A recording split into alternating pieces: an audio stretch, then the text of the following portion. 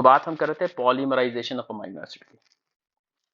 दो amino acid आपस में जुड़ जाएंगे, जोड़ने के लिए करते क्या है, देखो एक अमाइनो एसिड हमने ये बना रखा है, दूसरा अमाइनो एसिड हमने ये बना रखा है। एक अमाइनो एसिड का अमाइनो ग्रुप और दूसरे अमाइनो एसिड का कार्बोक्सिल ग्रुप आपस में एक एक मॉलिक्यूल का एक्सचेंज करते हैं, पानी निकाल देते हैं, उसके बाद इन दोनों के बीच बॉन्ड बन जाता है। जो कोवैलेंट बॉन्ड बना उसका नाम है पेप्टाइड बॉन्ड। ये तो डायग्राम में बना है, लो मैं बना के दिखाता हूं। जैसे कि मैंने आपको बोला ये अमाइनो ग्रुप है, और कार्बोक्सिल ग्रुप को तो हम ऐसे भी तो लिख सकते हैं ना, अरे बोलो लिख सकते हैं कि नहीं। और ये दूसरा अमाइनो ग्रुप है, ये है R2 मान लेते हैं, और कार्बोक्सिल ग्रुप को हम यहाँ ऐसे ही लिख दें, क्या दिक्कत है। फिर हमने कहा कि भैया देखो इन दोनों के बीच में बॉन्ड बन गया। अब जब बॉन्ड बनेगा तो ये पानी निकल गया, लो H2O खत्म। अब क्या हुआ, ये अमाइनो ग्रुप R1, ये नाइट्रोजन, ये हाइड्रोजन, ये R2। तो जब ये दो अमाइनो एसिड आपस में जुड़ गए, इनके बीच में जो बॉन्ड बना उस बॉन्ड का नाम रखा गया पेप्टाइड बॉन्ड। क्या नाम रखा गया, पेप्टाइड बॉन्ड।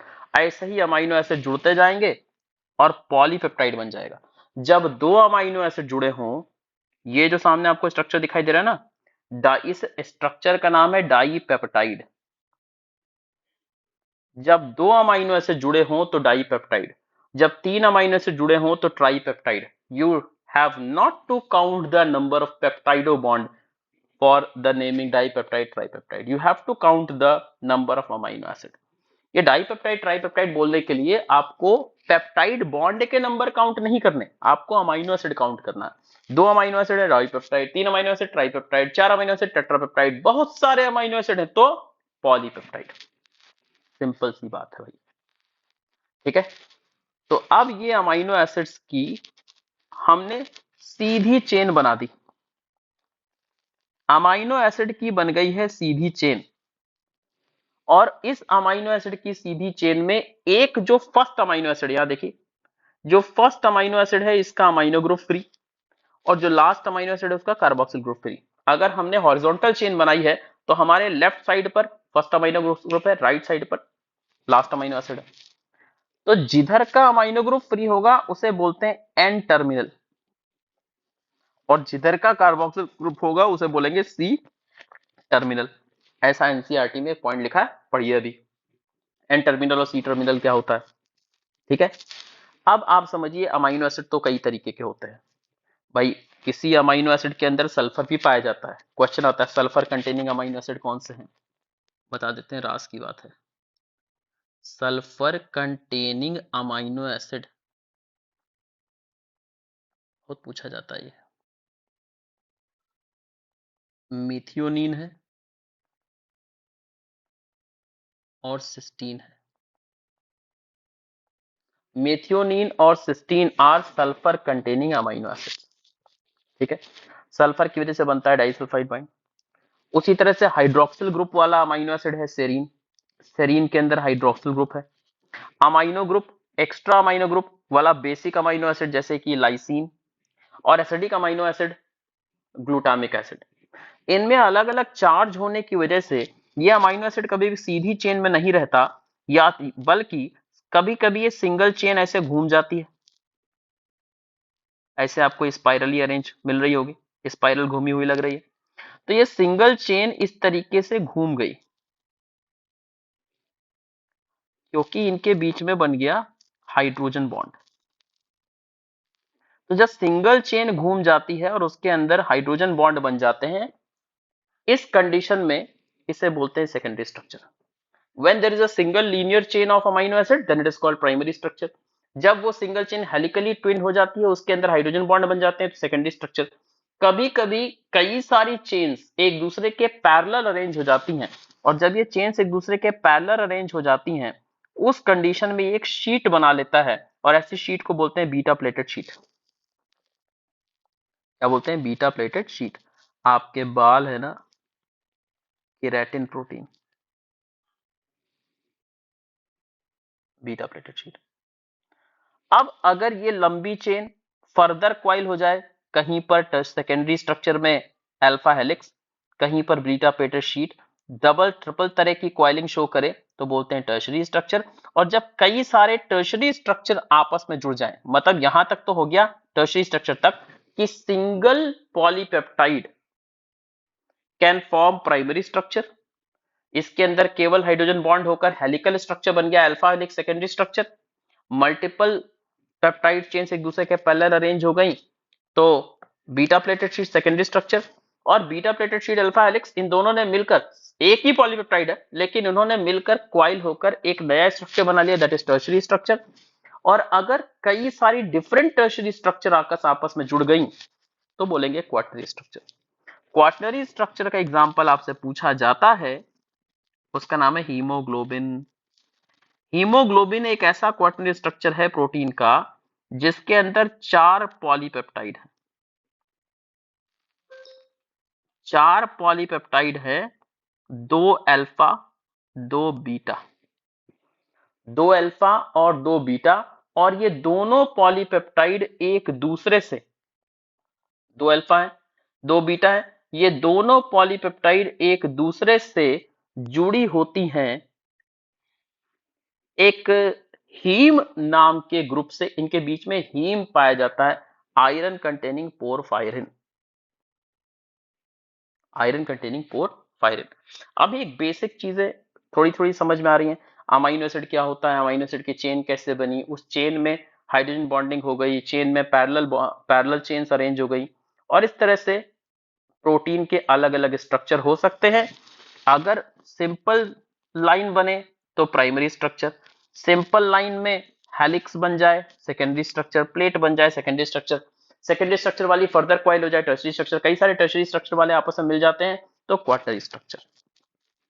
अब ये टर्शरी स्ट्रक्चर है प्रोटीन का। प्रोटीन के टर्शरी स्ट्रक्चर में कई बार हमें इस तरह से गैप मिल जाता है, बस ये जो एंजाइम वगैरह होते हैं ना, उनमें यही गैप एक्टिव साइट का काम करते हैं। और टर्शरी स्ट्रक्चर में कौन कौन से बॉन्ड होते हैं वो आप देख लो, देखो हाइड्रोजन बॉन्ड है, कहीं कहीं आयनिक बॉन्ड भी बन जाता है, कहीं कहीं डाइसल्फाइड ब्रिज बन जाते हैं, जैसे कि मैंने आपको बताया कि मेथियोनिन और cysteine sulphur containing amino acid होते हैं। कोई नहीं तो हाइड्रोफोबिक इफेक्ट भी होता है, कहीं कहीं पर वंडरवाल फोर्सेस हैं जो अट्रैक्ट करते हैं। इस तरह से टर्शरी स्ट्रक्चर स्टेबल रहता है। हमारी बॉडी में जितनी भी फंक्शनल प्रोटीन्स हैं जो एंजाइम्स की तरह काम करती हैं, कैटलिस्ट की तरह काम करती हैं, दे आर यूजुअली टर्शरी और क्वाटनरी स्ट्रक्चर्स। जैसे हीमोग्लोबिन अभी हमने देखा क्वाटनरी स्ट्रक्चर है। एल्ब्यूमिन हमारी बॉडी में पाया जाता है जो ब्लड की ऑस्मोलैरिटी को बैलेंस करता है, that is a secondary tertiary structure, sorry tertiary structure है। जो सेकेंडरी स्ट्रक्चर है they are generally insoluble in water, जैसे कि हमारे बाल केराटिन प्रोटीन है सेकेंडरी स्ट्रक्चर है, नाखून केराटिन प्रोटीन है सेकेंडरी स्ट्रक्चर है, हमारी स्किन पूरी केराटिनाइज एपिथेलियम है ना। तो secondary और tertiary structure have wide variety of functions. Secondary structures are usually insoluble in water, while tertiary and quaternary structures are soluble in water. They are the functional proteins. So functional proteins are mainly found in tertiary or in quaternary structure form. ये सभी के सभी NCERT के points हैं, वापस से एक बार read कर देता हूं मैं कि sequence of amino acid, that is positional information of a protein which is the first amino acid, which is the second, and so on, is called as primary structure. अभी थोड़ी देर पहले हमने देख लिया। the a protein is imagined as a line, the left end represented by the first amino acid and the right end represented by the last amino acid. थोड़ी देर पहले मैंने बताया फर्स्ट अमीनो एसिड को बोलते हैं एन टर्मिनल एंड लास्ट को बोलते हैं C terminal amino acid. The thread is folded to form a helix नहीं है, ये alpha helix है, similar to a revolving stereocase, and of course only some portions of the protein thread are arranged in the form of alpha helix. In proteins where right-handed helices are observed, protein के अंदर जो आपको helix मिलता है ये केवल right-handed ही मिलता है। Other regions of the protein thread are folded into other form, what is called secondary structure. Then in addition to the long protein chain are also folded upon itself to form a hollow woolen ball and give rise to a tertiary structure. मतलब कि जो secondary structure है वापस से coil हो जाएगा, tertiary structure बन जाएगा और इससे एक 3 डायमेंशनल व्यू बनेगा प्रोटीन का।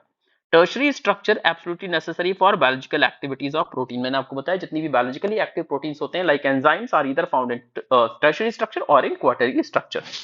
सम proteins are assembly of more than one polypeptides और subunits.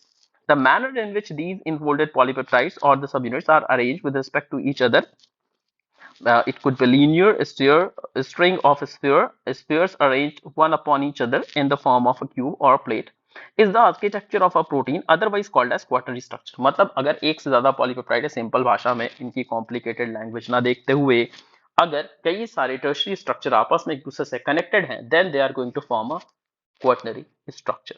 The most important example of the quaternary structure is the hemoglobin। Now, what are the function of proteins? ये different type के functions हैं। एक बार आप इसे read करेंगे, मैं इसका एक table आपको सबसे पहले show कर देता हूँ। This is the table which is given in NCERT। different type की protein है। कोलेजन आपने टिश्यू वाले चैप्टर में पढ़ा है, इंट्रासेलुलर ग्राउंड सब्सटेंस बनाते हैं। Trypsin, pepsin, these are the enzymes which digest protein। insulin, glucagon, these are the hormone important for regulation of glucose in our body। antibodies यानी कि immunoglobulins, antibodies are immunoglobulins which fights against infectious agent, जो कि infectious agent से fight करती हैं। और antibodies के नाम अगर आपको याद ना हो ना तो आप याद करो, सारी एंटीबॉडीज दिमाग में होती हैं। कहाँ होती हैं? दिमाग में। IgD, IgE, IgM, IgA और IgG। दिमाग, दिमाग पर जोर डालो, सारी एंटीबॉडी के नाम याद हो जाएंगे। फिर उसके बाद आप देखो रिसेप्टर। ओ भाई साहब, जो सेंसरी रिसेप्टर वगैरह होते हैं ना, वो सबके सब एंटीबॉडीज है। GLUT4 नीट एग्जाम में पूछा गया है। GLUT4 enable glucose transport. Generally यहां से दो तरह के क्वेश्चन आते हैं, या तो प्रोटीन का डायरेक्ट फंक्शन आता है या फिर आता है कि कौन सी प्रोटीन है जो कि क्या फंक्शन करती है, यानी मैचिंग। या तो मैचिंग आएगा या तो डायरेक्ट फंक्शन आएगा। तो प्रोटीन पर ऑलमोस्ट आई थिंक कि ये काम अपना हो गया। ये टेबल याद कर लीजिए, this table is very important. अक्सर यहां से क्वेश्चन आ जाता है। दो और पॉइंट्स हैं, शायद नीचे वाले पेज पे हमें मिल जाएं। यस, ये लास्ट है। कुछ फैक्ट्स हैं जैसे कि एडल्ट हीमोग्लोबिन कंसिस्ट ऑफ 4 सब यूनिट्स, पहले ही बता चुका हूं मैं। 2 of these are identical to each other, 2 are alpha type, 2 are of beta type, और इसे बोलते हैं हीमोग्लोबिन, जिसके सेंटर में होता है haem. This is the haem is the iron containing group. और उसके अलावा ये दो इंपॉर्टेंट पॉइंट है, दोनों नीट एग्जाम में आ चुके हैं। पहला पॉइंट ये आपके सामने है, collagen is the most abundant protein in the animal world, जो कि हमारे टिश्यू में पाया जाता है। And second is rubisco, RUBP, carboxylase oxygenase, जिसका फुल फॉर्म है ribulose bisphosphate carboxylase oxygenase, most abundant protein in the whole biosphere. Basically ये प्रोटीन जो है ना, ये फोटोसिंथेसिस में C3 साइकिल का की एंजाइम है। C3 साइकिल का की एंजाइम है, यानी इसके बिना C3 साइकिल नहीं चल सकती। So I think it is enough for this video. हमने बहुत कुछ करने की कोशिश करी है। पूरी NCERT का प्रोटीन, अमाइनो एसिड